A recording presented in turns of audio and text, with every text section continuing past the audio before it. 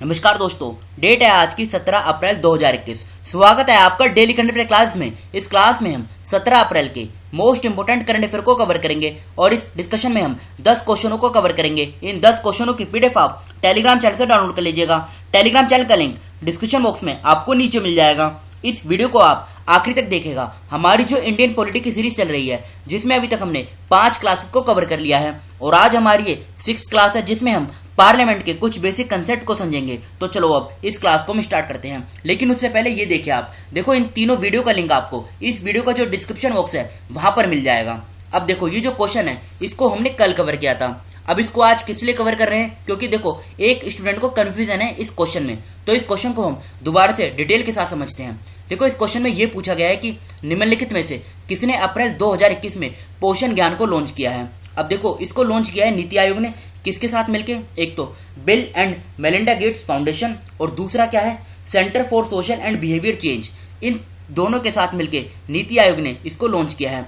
लेकिन देखो, bill and Melinda Gates Foundation और तीसरा क्या है, centre for social and behaviour change, बहुत कम चांस है कि इन दोनों के बारे में एग्जाम में पूछा जाए, लेकिन एग्जाम में पूछा जा सकता है नीति आयोग के बारे में। इसलिए इस क्वेश्चन को इस तरीके से यहाँ पे तैयार किया गया है जिस प्रकार से क्वेश्चन एग्जाम में पूछा जा सकता है।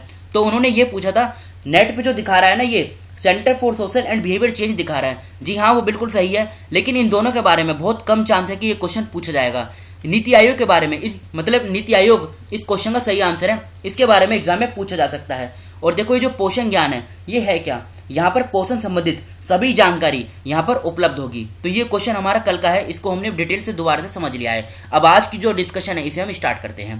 पहला क्वेश्चन क्या है, देखो पहले क्वेश्चन में ये पूछा गया है, केंद्र ने कोविड के प्रसार को नियंत्रित करने के लिए किस राज्य को परीक्षण, ट्रैक, उपचार, कोविड उपयुक्त व्यवहार का पालन और टीकाकरण की 5 गुना रणनीति को लागू करने के निर्देश दिए हैं। तो बताइए, अभी हाल ही में सेंटर ने किस राज्य को ये जो 5 फोल्ड स्ट्रेटजी है, जिसमें test, track, treat, follow, COVID appropriate behaviour और वैक्सीनेट, इसको फॉलो करने का आदेश दिया है। तो ये दिया है मध्य प्रदेश को। देखो, मध्य प्रदेश में कोविड-19 के जो केसेस हैं वो दिन पे दिन बढ़ रहे हैं, तो उन्हीं को लगाम लगाने के लिए सेंटर ने अभी ये जो 5 फोल्ड स्ट्रेटजी है इसको अपनाने के लिए मध्य प्रदेश को ये आदेश दिए हैं। तो सी इस क्वेश्चन का सही आंसर है, मध्य प्रदेश। अब बात मध्य प्रदेश की हुई है, तो मध्य प्रदेश का जो पिछला करंट अफेयर है इसे हम कवर कर लेते हैं। पहला पॉइंट क्या है, देखो इंदौर के अंदर आत्मनिर्भर भारत ट्रेनिंग सेंटर का उद्घाटन किया गया। इंदौर को सिंगल यूज प्लास्टिक फ्री बनाने के लिए प्लास्टिक प्रीमियर लीग टूर्नामेंट का आयोजन किया गया। रानी पद्मावती का मेमोरियल भोपाल में बनेगा। यूनेस्को का जो मैन एंड बायोस्फीयर प्रोग्राम है, यहाँ पर पन्ना टाइगर रिजर्व को शामिल किया गया।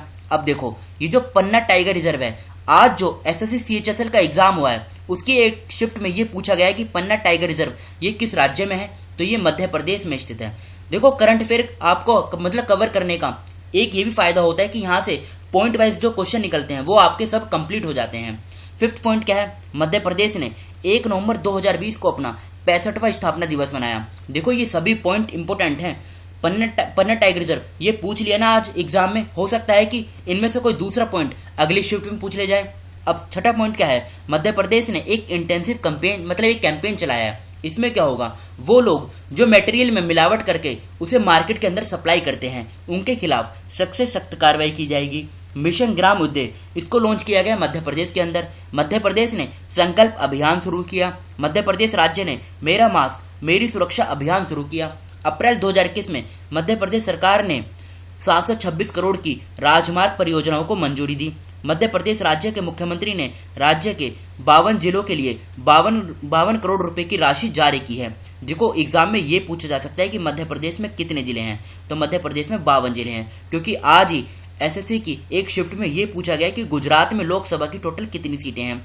तो हो सकता है अगली शिफ्ट में ये पूछ ले जाए कि मध्य प्रदेश में टोटल कितने जिले हैं, तो मध्य प्रदेश में टोटल 52 जिले हैं। बढ़ते हैं अगले क्वेश्चन की तरफ। अब देखो, हमारी जो इंडियन पॉलिटी है इसमें अभी तक हमने 5 क्लासेस को कवर कर लिया है और आज हमारी 6ठी क्लास है। तो बढ़ते हैं अगले क्वेश्चन की तरफ। सेव द एलिफेंट डे कब मनाया जाता है, तो देखो ये हर साल 16 अप्रैल को मनाया जाता है। सेव द एलिफेंट डे इसे फाउंड कब किया गया था, तो इसको देखो थाईलैंड के अंदर, थाईलैंड में एक ऑर्गेनाइजेशन है, क्या है, एलिफेंट री इंट्रोडक्शन फाउंडेशन, इसके द्वारा इसको स्टैब्लिश किया गया था। इसका ऑब्जेक्टिव क्या है, ये जो एलिफेंट है इनको कंजर्व करना। तो समझ गए ना, 16 अप्रैल को इसे मनाया जाता है।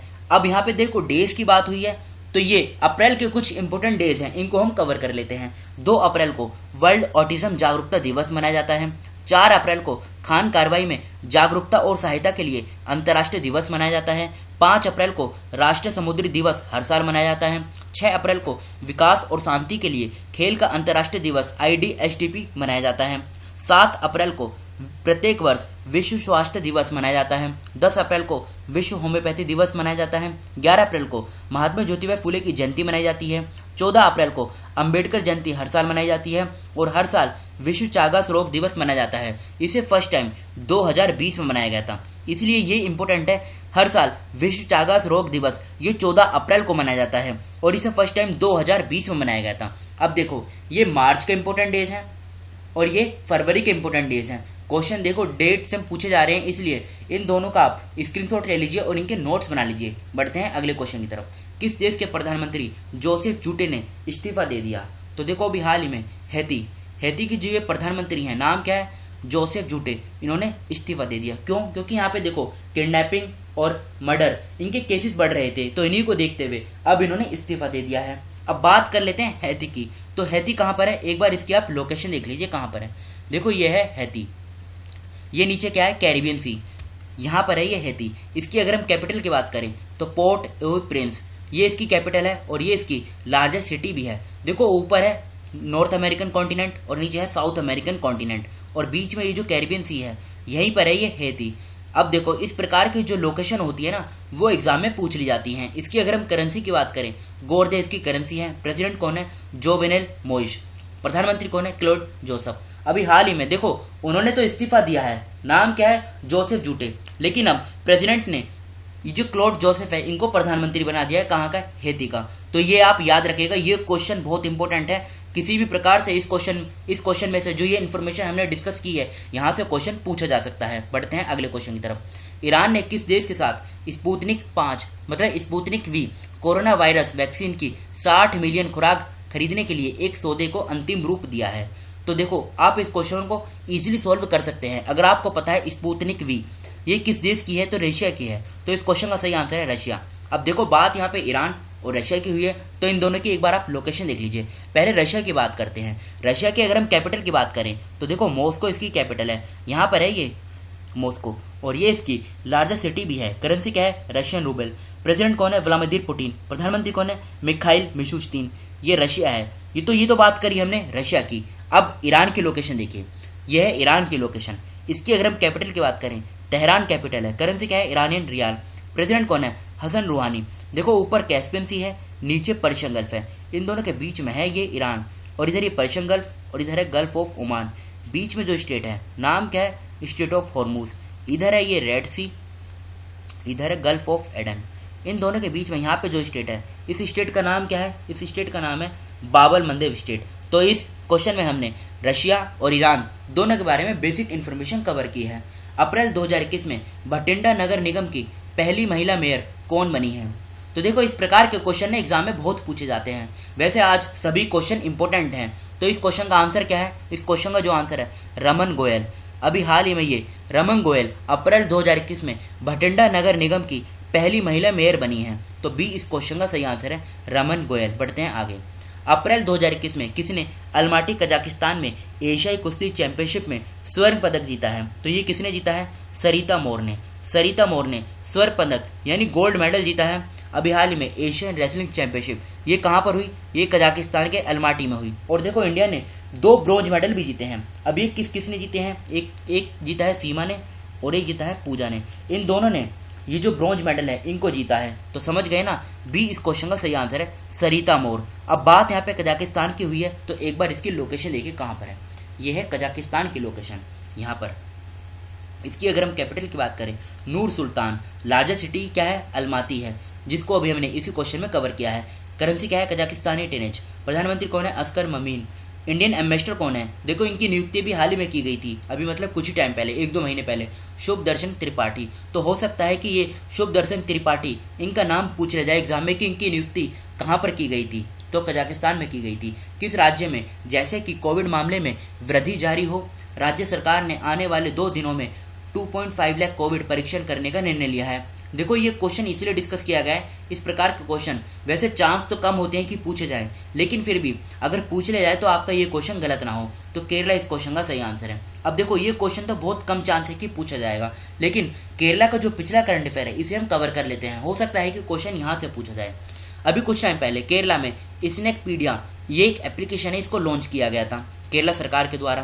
केरला के मुख्यमंत्री ने के फोन इसको स्टार्ट किया था फ्री इंटरनेट सर्विस के लिए। केरला सरकार ने केरला नॉलेज मिशन इसको स्टार्ट किया था। One school one IAS scheme ये केरला सरकार के द्वारा स्टार्ट की गई थी। केरला की लोकेशन ये रही आपके सामने। इसकी बेसिक डिटेल की बात करते हैं। तिरुवनंतपुरम ये इसकी कैपिटल है।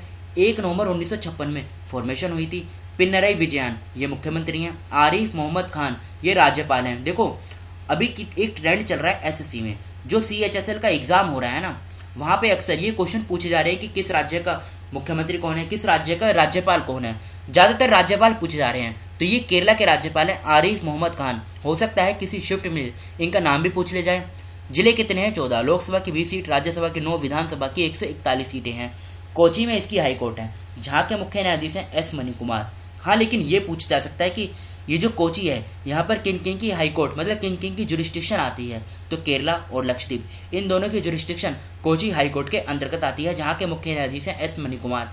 कर्नाटका और तमिलनाडु इन दोनों राज्यों के साथ केरला की सीमा लगती है। रणजीत सिन्हा का अप्रैल 2021 में निधन हो गया। वह निम्नलिखित में से किसके पूर्व निदेशक थे? तो देखो ये CBI के थे। CBI central bureau of investigation. और ये थे कौन? ये 1974 बैच के IPS ऑफिसर थे। तो याद रखिएगा ये CBI के डायरेक्टर थे, जिनका भी हाल ही में निधन हो गया है। अप्रैल 2021 में केंद्र ने अस्पतालों में कमी को दूर करने के लिए कितने मीट्रिक टन मेडिकल ऑक्सीजन के आयात का फैसला किया है? तो सी इस क्वेश्चन का सही आंसर है 50,000 मीट्रिक टन। देखो डाटा वेस्ट क्वेश्चन है, याद रखिएगा एग्जाम में पूछा जा सकता है। बढ़ते हैं अगले क्वेश्चन की तरफ। चुनाव आयोग ने भाजपा पश्चिम बंगाल के प्रमुख दिलीप घोष पर 15 अप्रैल 2021 को कितने घंटे प्रचार करने पर प्रतिबंध लगा दिया? तो देखो इस क्वेश्चन का सही आंसर है सी 24 घंटे के लिए। ये क्वेश्चन भी इंपॉर्टेंट है, आने वाले अभी जो रिसेंटली एग्जाम होंगे उनमें ये क्वेश्चन पूछा जा सकता है। तो ये तो थे हमारे देखो आज के करंट अफेयर के क्वेश्चन। अब कल क्वेश्चन जो आपसे पूछे गए थे कल वाले, किस राज्य के मुख्यमंत्री ने राज्य के 52 जिलों के लिए 52 करोड़ रुपए की राशि जारी की? मध्य प्रदेश सही आंसर है। इसको तो हमने अभी इसी डिस्कशन में कवर किया है। किस राज्य सरकार ने कमजोर वर्ग के लोगों के लिए 5,476 करोड़ रुपए की वित्तीय पैकेज की घोषणा की? महाराष्ट्र सही आंसर है। किसने विश्व बैंक समूह के अध्यक्ष डेविड मालपास से 13 अप्रैल 2021 को आभासी मोड के माध्यम से मुलाकात की? तो निर्मला सीतारमण। देखो डेविड मालपास ये वर्ल्ड बैंक के हेड हैं, इनका नाम भी पूछा जा सकता है। भारतीय सेना ने अप्रैल 2021 में कौन सा सियाचिन दिवस मनाया? तो 37वां बनाया। सेवानिवृत्त न्यायाधीश सुरेंद्र कुमार यादव ने 12 अप्रैल 2021 को किस राज्य में उप लोकायुक्त के रूप में शपथ ली? उत्तर प्रदेश सही आंसर है। अप्रैल 2021 में किसने ई सेंटा का उद्घाटन किया? तो पीयूष गोयल इस क्वेश्चन का सही आंसर है। ये तो थे हमारे कल के क्वेश्चन। अब ये आज के क्वेश्चन है जिनका आंसर आपको बताना है कमेंट बॉक्स में खुद से। निम्नलिखित में से किसने अप्रैल 2021 में पोषण ज्ञान को लॉन्च किया है? देखो इसको तो हमने कवर कर लिया है, फिर भी आप बताइएगा। केंद्रीय कृषि मंत्रालय ने कितने राज्यों के 100 गांवों में एक पायलट परियोजना के लिए माइक्रोसॉफ्ट के साथ एक समझौता ज्ञापन पर हस्ताक्षर किए हैं? देखो ये भी पूछा जा सकता है कि किसके साथ किए हैं, तो माइक्रोसॉफ्ट के साथ किए हैं। किसने मानस ऐप लॉन्च किया? किसने 14 अप्रैल 2021 को राष्ट्रीय अनुसूचित जाति आयोग के ऑनलाइन शिकायत प्रबंधन पोर्टल का शुभारंभ किया? ई पंचायत पुरस्कार 2021 का अवार्ड किस राज्य को दिया गया? अमेरिकी राष्ट्रपति जो बाइडेन के प्रशासन ने किस देश से शेष अमेरिकी सैनिकों को 11 सितंबर 2021 तक वापस बुलाने का फैसला किया है? तो इन 6 क्वेश्चनों का आंसर आपको कमेंट बॉक्स में खुद से बताना है। तो देखो ये तो थे हमारी करंट अफेयर। अब देखो हमारी जो इंडियन पॉलिटी की सीरीज चल रही है, जिसमें अभी तक हमने 5 क्लासेस को कवर कर लिया है। पहली क्लास में हमने अटॉर्नी जनरल ऑफ इंडिया के बारे में पढ़ा था। दूसरी क्लास में हमने प्रेसिडेंट के बारे में कवर किया था। तीसरी क्लास में हमने पार्लियामेंट को स्टार्ट किया था, मतलब तीसरी क्लास में हमने ऑर्गेनाइजेशन ऑफ पार्लियामेंट ये पढ़ा था। चौथी क्लास में प्रिजाइडिंग ऑफिसर जैसे स्पीकर कौन है लोकसभा के ये पढ़ा। फिर 5वीं क्लास में यानी कल हमने डिप्टी स्पीकर के बारे में पढ़ा था, और किसके बारे में? स्पीकर प्रो टर्म के बारे में। और देखो आज जो हमारी ये 6th क्लास है, इसमें हम राज्यसभा के जो चेयरमैन है ना, इनके बारे में पढ़ेंगे, मतलब चेयरमैन और डेप्यूटी चेयरमैन के बारे में। तो पहले पढ़ते हैं चेयरमैन के बारे में। देखो सबसे पहले आप ये जान लीजिए, देखो ये एक होता है लोकसभा और ये होती है राज्यसभा। लोकसभा में स्पीकर और डेप्यूटी स्पीकर, राज्यसभा में चेयरमैन और डेप्यूटी चेयरमैन। तो यहाँ पे बात हो रही है किसकी? चेयरमैन की। अब देखो राज्यसभा के जो प्रिसाइडिंग ऑफिसर होते हैं इन्हीं को बोला जाता है चेयरमैन। एग्जाम में क्वेश्चन यहाँ से उठता है, क्या चेयरमैन स्पीकर जो मतलब जो चेयरमैन और स्पीकर हैं क्या ये लोकसभा में होते हैं या फिर राज्यसभा में? तो याद रखेगा जो चेयरमैन है ये राज्यसभा में होते हैं और स्पीकर लोकसभा में। फर्स्ट पॉइंट क्या है, vice president of India is the ex officio chairman of the Rajya Sabha. अब देखो इस लाइन का मतलब क्या है, सबसे पहले इस वर्ड का मतलब समझते हैं। एक्स ऑफिशियो यानी पद के अनुसार। जैसे ही देखो ये वाइस प्रेसिडेंट के पद पर बैठते हैं तो ये ऑटोमेटिकली राज्यसभा के जो चेयरमैन हैं वो बन जाते हैं। तो समझ गए ना इस पॉइंट का मतलब क्या है, मतलब जो वाइस प्रेसिडेंट के पद पर होंगे, जो उस पोस्ट पर होंगे, वही राज्यसभा के चेयरमैन भी होंगे। सेकंड पॉइंट क्या है, देखो किसी भी स्थिति में वाइस प्रेसिडेंट अगर प्रेसिडेंट की जगह लेते हैं, मतलब किसी कारण से प्रेसिडेंट नहीं है या कहीं चले गए हैं, तो उनकी जो पोस्ट है उसको मतलब वो जो काम है वो अगर प्रेसिडेंट करते हैं उनकी पोस्ट पाने के बाद, तो ये राज्यसभा की जो चेयरमैन वाली पोस्ट है ना, इसकी जो ड्यूटी है, इसकी जो मतलब नियम है, जो कार्य हैं, उनको परफॉर्म नहीं करेंगे। ये पॉइंट समझ गए ना आप? देखो बहुत इंपॉर्टेंट है ये पॉइंट। अगर आपको समझ में ना आए तो एक बार इसको फिर से समझ लीजिएगा, मतलब वीडियो को बैक जाकर फिर से कवर कर लीजिएगा। थर्ड पॉइंट क्या है, chairman of the Rajya Sabha can be removed from his, मतलब ये जो from his office only if is removed from the office of the president. देखो इस लाइन को हम एक लेमन मतलब एक सिंपल भाषा में समझते हैं। राज्यसभा के जो चेयरमैन है इनको अगर हटाना हो तो इनको जो राज्यसभा का पद है ना वहां से नहीं हटाया जाएगा, इनको हटाया जाएगा वाइस प्रेसिडेंट के पद से। यहाँ पे लिखा है ओनली, सिर्फ। क्वेश्चन यहाँ से उठेगा, स्टेटमेंट वाइज क्वेश्चन पूछे जाते हैं। मतलब अगर वाइस प्रेसिडेंट का जो पद है अगर यहीं से इनको हटा दिया जाएगा तो ये जो राज्यसभा की जो चेयरमैन वाली पोस्ट है ना वहां से भी ऑटोमेटिकली अपने आप हट जाएंगे। जिस प्रकार से ये ऑटोमेटिकली चेयरमैन बनते हैं उसी प्रकार से ऑटोमेटिकली ये उस पोस्ट से मतलब हट जाएंगे अलग। फोर्थ पॉइंट क्या है, अब देखो लोकसभा के जो स्पीकर होते हैं ना इनकी बात करें तो राज्यसभा के जो चेयरमैन है इन दोनों में अगर हम डिफरेंस की बात करें तो स्पीकर के पास 2 पावर ज़्यादा होती हैं। अभी 2 पावर कौन कौन सी होती हैं, एक तो देखो मनी बिल, कौन सा बिल मनी बिल है, कौन सा बिल मनी बिल नहीं है, इसके ऊपर जो डिसीजन होता है ये स्पीकर का फाइनल होता है। दूसरा जॉइंट सिटिंग, जो दोनों हाउसेस के बीच में जॉइंट सिटिंग होती है उसको ये प्रिसाइड करते हैं। अब देखो आपके दिमाग में सीधा वो संविधान का आर्टिकल आना चाहिए जो मनी बिल से रिलेटेड रहता है। जैसे मनी बिल का नाम है तो आपके दिमाग में सीधा वो आर्टिकल छप जाए, कौन सा, आर्टिकल 110, इसका संबंध मनी बिल से है। उसी प्रकार से जॉइंट सेटिंग की बात हो तो आर्टिकल 108 इसका मतलब तुरंत आपके दिमाग में आ जाइए। और देखो आज जो एसएससी का एग्जाम हुआ है ना वहां पर ये क्वेश्चन पूछा भी गया है कि संविधान का वो कौन सा आर्टिकल है जिसका संबंध जॉइंट सेटिंग से है, तो आर्टिकल 108 है। हो सकता है कि अगली किसी शिफ्ट में मनी बिल से संबंधित आर्टिकल पूछ ले जाए तो आर्टिकल 110 ये मनी बिल से इनका संबंध है। तो ये तो बात करी हमने राज्यसभा के चेयरमैन के बारे में। अब देखो अब बात करते हैं डेप्यूटी चेयरमैन के बारे में। चेयरमैन के बारे में हमने समझ लिया, चेयरमैन राज्यसभा के मेंबर नहीं होते हैं क्योंकि वो तो वाइस प्रेसिडेंट होते हैं, लेकिन डेप्यूटी चेयरमैन ये इलेक्ट किए जाते हैं किसके द्वारा, राज्यसभा के जो मेंबर होते हैं। मतलब सीधा सीधा ये राज्यसभा के मेंबर हैं। क्वेश्चन यहाँ से उठेगा, क्या डेप्यूटी चेयरमैन राज्यसभा के मेंबर हैं? जी हाँ, ये राज्यसभा के मेंबर हैं। डेप्यूटी चेयरमैन इनका ऑफिस किन किन स्थिति में खाली हो सकता है, एक तो देखो ये राज्यसभा के मेंबर हैं, अगर ये राज्यसभा के मेंबर बनने लायक मतलब ये योग्य ना हो तो इनकी ये पोस्ट अपने आप खाली हो जाएगी। दूसरा, अगर ये अपना त्याग पत्र चेयरमैन को दे दें, देखो चेयरमैन को दे दें, उसी प्रकार से हमने पढ़ा था स्पीकर अपना त्याग पत्र डेप्यूटी स्पीकर को देते हैं और डेप्यूटी स्पीकर अपना त्याग पत्र स्पीकर को देते हैं। और यहाँ पे भी ऐसा ही है, डेप्यूटी चेयरमैन अपना जो ये रिजाइन है मतलब रेजिग्नेशन लेटर ये अगर चेयरमैन को दे दें तो इनकी पोस्टें खाली हो जाएगी। तीसरा पॉइंट क्या है, ये तो सिंपल है, अगर इनको हटाना हो तो इनको 14 दिन पहले मतलब ये नोटिस देना होगा, जी हम आपके लिए एक रिजोल्यूशन ला रहे हैं आपको हटाने के लिए। अब आपको अगर अपने बचाव में जो भी स्टेप लेने हैं वो आप ले सकते हैं। अब देखो अभी तक हमारी पार्लियामेंट की 4, 5 और 6 तकरीबन ये क्लासेस हो गई हैं, 3, 4, 5, 6 मतलब 4 क्लासेस को हमने कवर कर लिया है। क्वेश्चन देखो 90% चांस होते हैं कि इन्हीं चारों क्लासेस में से पूछ लिया जाएगा, क्योंकि क्वेश्चन देखो पार्लियामेंट में अगर वनडे एग्जाम होता है ना, जैसे एसएससी के, पुलिस के हो गए, रेलवे के हो गए, बैंक के हो गए, कोई भी एग्जाम हो गए, यहाँ पे जो क्वेश्चन पूछे जाते हैं वो बहुत सिंपल पूछे जाते हैं। हाँ अगर आप पीसीएस वगैरह की तैयारी कर रहे हैं, पीसीएस यूपीएससी, तो वहाँ पर ये बहुत डिटेल से पूछा जाता है। लेकिन देखो अगर आप इन एग्जाम की तैयारी कर रहे हैं, SSC, police, railway, bank, MTS, GD, कोई भी दूसरे एग्जाम है जो वनडे एग्जाम होते हैं मतलब जिनमें एक ही टेस्ट होता है, वहाँ पर ये क्वेश्चन इसी प्रकार से पूछे जाते हैं। और ये जो हमने 4 क्लासेस कवर किए हैं, अभी 4 क्लासेस कौन कौन सी कवर किए हैं एक बार इनको हम जान लेते हैं। देखो तीसरी क्लास में हमने पार्लियामेंट का जो ऑर्गेनाइजेशन है इसके बारे में पढ़ा था, जैसे लोकसभा, प्रेसिडेंट, राज्यसभा, ये जो बेसिक इन्फॉर्मेशन है इसको हमने कवर किया था तीसरी क्लास में। मतलब कितनी सीटें हैं, कितने मेंबर हैं, इन सबको हमने कवर किया था, कितने राज्यों से आते हैं, कितने मेंबर कितने यूटी से आते हैं। और इसमें हमने स्पीकर, फोर्थ क्लास में स्पीकर को कवर किया और फिफ्थ क्लास में डेप्यूटी स्पीकर को कवर किया और आज सिक्स क्लास में हमने चेयरमैन और डेप्यूटी चेयरमैन को कवर किया। तो देखो, अगर आपने इन चारों क्लासेस को एक बार अच्छे से कवर कर लिया तो 95% चांस है कि आपका पार्लियामेंट से अगर कोई क्वेश्चन आएगा तो वो छूटेगा नहीं, क्योंकि क्वेश्चन देखो यहीं से पूछे जाते हैं। वैसे तो हम आगे अभी आने वाली डिस्कशन में पार्लियामेंट को बहुत डिटेल के साथ कवर करेंगे, लेकिन अभी तक जो हमने कवर किया है क्वेश्चन यहाँ से आपके बन जाएंगे। तो फिलहाल इस डिस्कशन को हम यहीं पे रोकते हैं। Thank you.